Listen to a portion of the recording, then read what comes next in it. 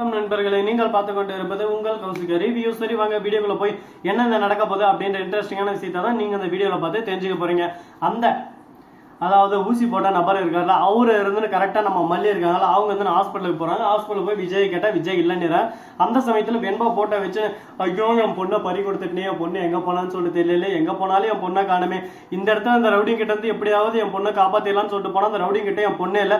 ஆனால் எக்கச்சக்கமான குழந்தைங்களால இருக்குது. இந்த குழந்தைங்களால விற்கிறதுக்கு இந்த மாதிரி பாடாப்படுறாங்களே. அவங்க வீட்டில் எந்த அளவுக்கு நம்மள மாதிரி தானே குழந்தைகளை பறி கொடுத்துட்டு கஷ்டப்பட்டு இருப்பாங்க. இந்த குழந்தைகளை எப்படியான மீட்டு தரணும் அப்படின்னு சொல்லிட்டு ஒரு முடிவு எடுத்திருக்காங்க நம்ம மல்லி. அது ஒரு நல்லது ஒரு முடிவு அப்படின்னு சொல்லிட்டு பாத்தீங்கன்னா, மல்லி நீங்க பண்றதெல்லாம் தப்புன்னு சொல்லிட்டு நாங்க சொல்ல மாட்டோம். நீங்க பண்றது எல்லாமே நல்ல முடிவா தான் இருக்கு, நல்ல விஷயமா தான் யோசிக்கிறீங்க. ஆனா அதுக்கு முன்னாடி அதுக்கான ஃபுல் ஃபோர்ஸ் உங்க பின்னாடி இருக்கணும்.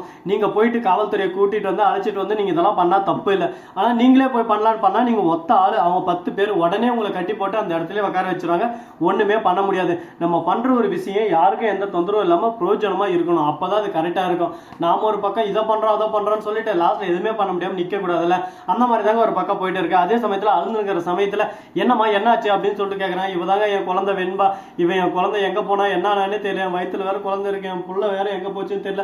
அம்மா அந்த குழந்தைக்கு தான் நான் போய் இன்னைக்கு ஊசி போட்டு வந்தேன். அது மட்டும் இல்லாம அந்த குழந்தைக்கு ஃபீவர் அதிகமா இருக்கு, அந்த குழந்தை எங்க இருக்கு அப்படின்ற எல்லா இடமும் எனக்கு தெரியுமா.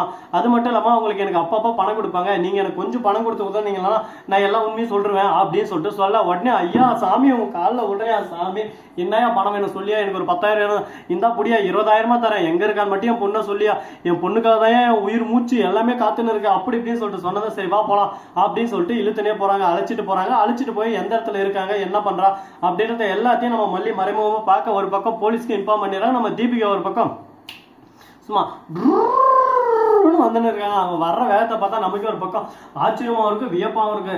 ஏன்டா தீபிகா வந்தா சும்மா இருப்பா, நான் நினைக்கிறேன் சும்மாவே ஆடுவா, இதுல வேலை நீ கீயை போட்டு திரி விட்டுட்ட, இதுக்கு மேல என்ன பண்ண முடியும் சொல்லு பார்க்கலாம். அந்த இடத்துக்கு வர்றதுக்கு அப்படியே சும்மா லொக்கேஷனை பார்த்து வந்துன்னு இருக்காங்க. அந்த சமயத்துல அந்த நபரை போய் மல்லி அங்க விட்டுட்டேன் அந்த இடத்துல இருந்து எஸ்கேப் ஆயிடுறாரு. இதுக்கு மேல நான் இந்த இடத்துல இருந்தேன்னா எனக்கு ஆபத்து அது அப்படின்னு சொல்லிட்டு அவர் அங்கிருந்து எஸ்கேப் ஆயிடுறாரு. மல்லி ஒரு பக்கம் ஒளிஞ்சிருந்து எதனா பண்ணலாம் என்ன பண்ணலாம்னு யோசிச்சு இருக்கேன்.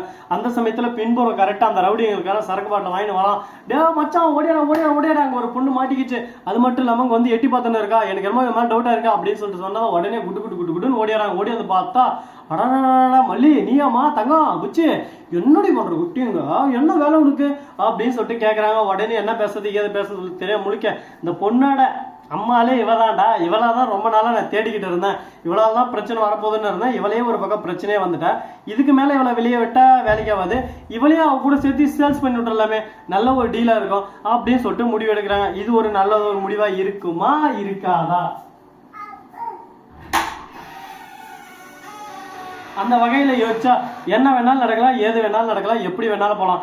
யாரையும் நாம அசாதாரணமா ஈஸியா எடை போட முடியாதுங்க. எல்லாமே ஒரு பக்கம் பர்ஃபெக்டா இருக்கிற மாதிரி தான் இருக்கும். ஆனா இருந்தாலும் அவங்க கிட்ட நம்ம கொஞ்சம் உஷாரா தான் இருக்கணும். நம்ம தீபிகா வருவாங்களா வரமாட்டாங்களா அப்படின்னு சொல்லிட்டு காத்துன்னு இருக்கிற சமயத்தில் திடீர் மல்லிக்கு தீபிகா கிட்ட இருந்து போன் அவுட் ஸ்பீக்கர்ல போட, மல்லி நீ சொன்ன லொகேஷனே வந்துன்னு இருக்கேன், இன்னொரு அரை மணி நேரத்துல வந்துருவேன், அது வரைக்கும் கொஞ்சம் அட்ஜஸ்ட் பண்ணிரு அப்படின்னு சொல்லிட்டு சொல்ல, ஐயோ இவனா போலீஸ் போன் பண்ணிக்கிறாளே அப்படின்னு சொல்லிட்டு போனை கட் பண்ணி விட்டு அங்கிருந்து தப்பிக்க போறேன். இது மல்லி கட் பண்ண மாதிரி தெரியல, எனக்கு என்னமோ சம்திங் ராங்கா இருக்கு. உடனே அந்த லொகேஷன்ல இருக்க போலீஸ் போன் பண்ணி அந்த இடத்துல இறங்குறான்னு பார்த்தா 2-3 கான்ஸ்டபிள் அங்கதான் கரெக்டா நைட் டியூட்டில சுத்தின்னு இருக்காங்க. அந்த சமயத்துல அவங்க கரெக்டா வாட்ச் பண்ணிடுறாங்க. உடனே அந்த இடத்துக்கு சர்ன்னு போறாங்க. அவங்க ஒரு பக்கம் ஜீப் எடுத்துன்னு அந்த ரவுடியை தப்பிக்கலாம்னு பார்க்கும் போது இவங்க போய் குறுக்க போய் அந்த ஜீப்பை அப்படியே மாட்டைக்க பிடிச்சி ஒரு பக்கம் தட்டுன்னு தட்ட ஆரம்பிக்கிறாங்க. ஒரு பக்கம் பட்டு போட ஆரம்பிக்கிறாங்க. உடனே என்ன பண்றது எது பண்றது சொல்ல தெரியாம அந்த ரவுடிகெல்லாம் அப்படியே சும்மா திகைச்சு போயிட்டு வெதச்சு போயிட்டு நின்று இருக்காங்க. அந்த சமயத்துல இதுக்கு தான் சொல்றது, எந்த அளவுக்கு ஒரு பக்கம் ஆடுறோம்ல அந்த அளவுக்கு ஒரு பக்கம் நமக்கு ஆப்பு வச்சுட்டே இருப்பாங்க. ஏய் அப்படின்னு சொல்லிட்டு சொல்லுவாங்கல்ல, அதுதான் இது உண்மை போல. இன்னும் என்னென்னலாம் பண்ண போறாங்க, என்னென்ன கூத்தெல்லாம் நடக்க போகுதுன்னு சொல்லிட்டு தெரியலடா எப்பா சாமி.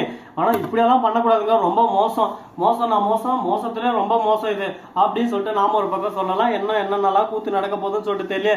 ஸ்ரீனிவாசா கோவிந்தா அப்படின்ற மாதிரிதான் ஒரு பக்கம் போயிட்டு இருக்கு. பார்ப்போம் இன்னும் என்னென்ன புதுசா பண்ண போறான்னு சொல்லிட்டு சரி இதெல்லாம் ஒரு பக்கம் போட்டுன்னு சொல்லிட்டு விட்டாலும், அதே சமயத்துல மறுபக்கம் நம்ம கதிரேசன் தலைவர் இருக்காங்க, அவர் என்ன பண்றாரு அப்படின்னு சொல்லிட்டு பார்த்தா விஜய்க்கு சும்மாவே ஒரு பக்கம் கீயை போட்டு திருப்பி நிற்கிறாங்க. மல்லி மேல ஒரு பக்கம் வன்மத்தை வளர்த்து நிற்கிறாங்க. என்னடா உனக்கு பிரச்சனை, டே கதிரேசா சொட்ட மாட்டியா, உனக்கு என்ன மண்டையில என்னடா பிரச்சனை, ஏன்டா இந்த மாதிரி பண்ற அப்படின்னு சொல்லிட்டு பாத்தீங்கன்னா எல்லாமே ஒரு பக்கம் குறிப்பிட்ட நேரம் குறிப்பிட்ட காலம் வரைக்கும் தாங்க எல்லாமே ஒரு பக்கம் நடக்கும். அதனால எந்த ஒரு விஷயத்தையும் நம்ம சாதாரணமா எடை போட்டுற முடியாது. முயற்சி உடையார் இகழ்ச்சி அடையார் அப்படின்னு சொல்லிட்டு சொல்லுவாங்கல்ல, அதுக்கு உதாரணம் இதுதான் போல. இந்த அளவுக்கு ஒரு பக்கம் பிரச்சனை சிக்கல் எல்லாத்தையும் தாண்டி இந்த இடத்துக்கு வந்திருக்காங்கன்னா அவங்க எந்த அளவுக்கு ஒரு பக்கம் பர்ஃபெக்டா இருந்திருப்பாங்க, எந்த அளவுக்கு ஒரு பக்கம் ஹார்ட் ஒர்க் போட்டிருப்பாங்க அப்படின்னு சொல்லிட்டு நம்ம பார்க்கணும். இந்த மாதிரி குழந்தைகளா கருத்துற ஒவ்வொரு ஆளையும் சும்மா விடக்கூடாதுங்க. எல்லாரையும் ஒரு பக்கம் தண்டிக்கணும். தண்டிக்காம யாரையும் விடக்கூடாது. தண்டிக்காம விட்டதுனால தான் இந்த அளவுக்கு ஒரு பக்கம் பிரச்சனை சிக்கல் எல்லாமே போயின்னு இருக்கு.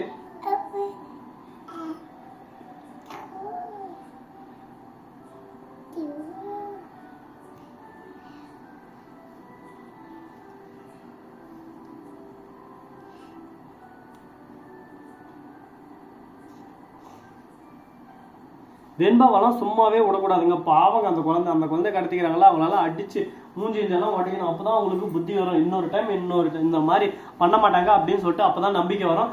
இந்த அளவுக்கு ஏன்டா மோசமா இருக்காங்க அப்படின்னு சொல்லிட்டு பார்த்தா ஜென்ரேஷன் அந்த அளவுக்கு ஒரு பக்கம் இதாகிட்டு போயின்னு இருங்க. பணம் பணம் பணம் பணம் பணம் பணம் அப்படின்னு சொல்லிட்டு மண்டையில அடிச்சு அடிச்சு அடிச்சு அடிச்சு ஓட வச்சுட்டு இருக்காங்க. இதெல்லாம் எப்ப தெரிய போகுது, என்ன நடக்க போகுது, எது நடக்க போகுதுன்னு சொல்லிட்டு தெரியல. பார்ப்போம்.